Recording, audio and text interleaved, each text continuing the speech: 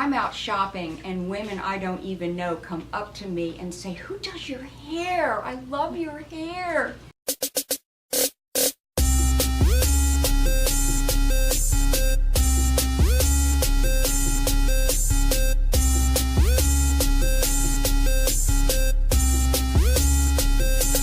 Eileen, of course, Eileen has super curly, amazing textured hair. So we use a technique on Eileen called the curly girl, where we kind of, pay attention to the curl pattern and the texture, and we'll talk more about the styling when we get to it. So we do kind of look at the shape to make sure everything is in proportion. Eileen bangs are a little bit long today, so we're going to blow those out and trim those before we actually shampoo her today. This is not just come in and get your hair cut. This is come in and have a good feeling about yourself. Part two of the Curly Girl technique, we're going to use a hydrating shampoo and hydrating conditioner to continue on with the idea of anytime you have curly or textured hair, you definitely want to keep it moisturized. Helps, of course, seal the cuticle, also helps define the curl, impart shine. So we're actually going to use the Moroccan Oil Moisture Shampoo and the Moisture Conditioner today. All right, you can come back. This is the third part of the Curly Girl technique, where the hair is pretty wet, you're not taking any excess moisture, and you're going to flip over, not really disturbing the curl pattern or wave, and lightly fingering any tangles, kind of pushing the wave back into the hair. No comb, no pick, but pretty much using your fingers to get rid of any excess water. And after you've done that, you can begin to apply your product. I'm going to use the Aquage Gel. And since the hair is super wet, we're going to probably use about 3 times the amount of product that you would normally use. So this is about a palm size of the Aquage Gel and probably a quarter of the organic argan oil. So mix those together really well. Again, coating the hair from top to bottom, pushing that product back into the hair. Try not to disturb the natural curl pattern, but making sure the product is coated evenly throughout. It appears to be a lot of product, but because of the hair being wet, water acts as a carrier, so it's going to break down the product.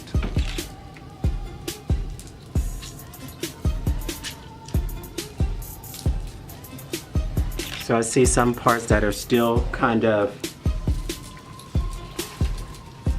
that needs a little extra product, so that's where I'm going to add a little bit more product to those pieces to make sure when the hair is dry, it's not going to dry frizzy. You're going to still have the same amount of hold all over.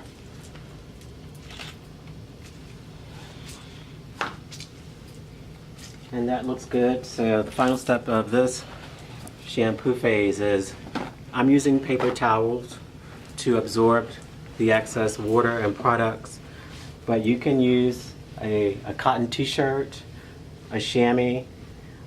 Terry cloth is just very rough, and if you have curly hair, you should not own a terry cloth towel. Again, pushing the hair up, sort of squeezing gently, removing any excess product and moisture. But again, being very respectful of the curl pattern. Okay, you want to flip your head back up? So because Eileen has some bangs, we are going to use a pick just to kind of find those and get those combed out.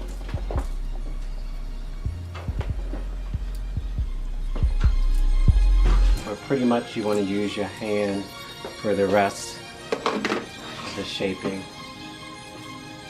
and molding. Your hands is the best tool that you have.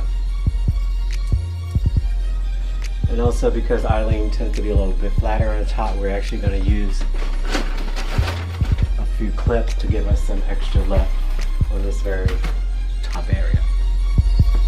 Again, we're going to just kind of lightly wrap around, pinch. Again, you don't want to do too much disruption to the curl pattern. Pull, wrap around, and pinch. It's going to give us a little extra lift in her crown, or as I also like to refer to as pie section. You don't have to do your entire head like this, just sort of the top quadrant. Swirl around and pinch.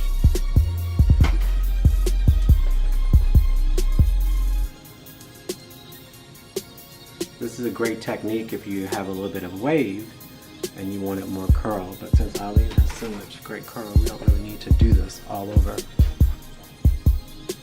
Twist around and pinch. So now, Eileen has all been set. She has the clips in, her bangs have been combed out, and she's ready to go. So now we're going to actually set Eileen under the dryer for about 20 to 25 minutes to make sure the hair is completely dry. The idea of curly hair, you really want the moisture to leave slowly. That way the hair dries super curly, super shiny, and after the hair is completely dry, you can manipulate it, you can scrunch it, you can grab it. It only becomes looser and fuller, but it doesn't become frizzy. So if you have time to air dry, it's great. If not, you can sit in a dryer.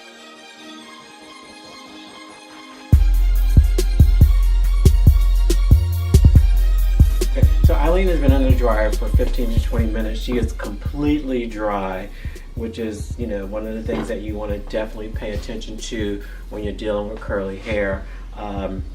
If the hair is, completely dry, it's going to be curly, it's going to be shiny, and you're not going to have that much frizz. So we're going to take our clips out, and we're actually going to finish it off with the diffuser just to give a little bit more lift and a little bit more volume.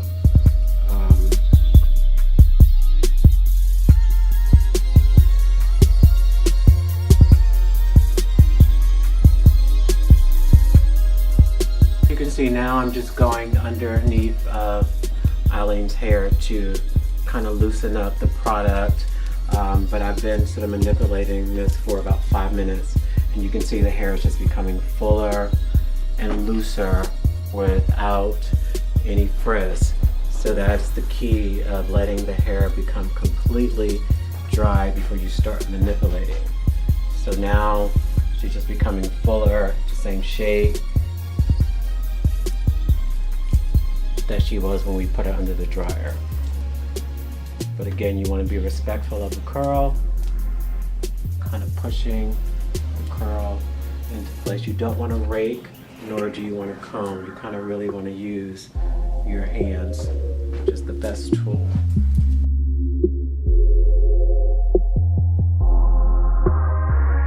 Just captures the depth of my hair and shapes around my face perfectly.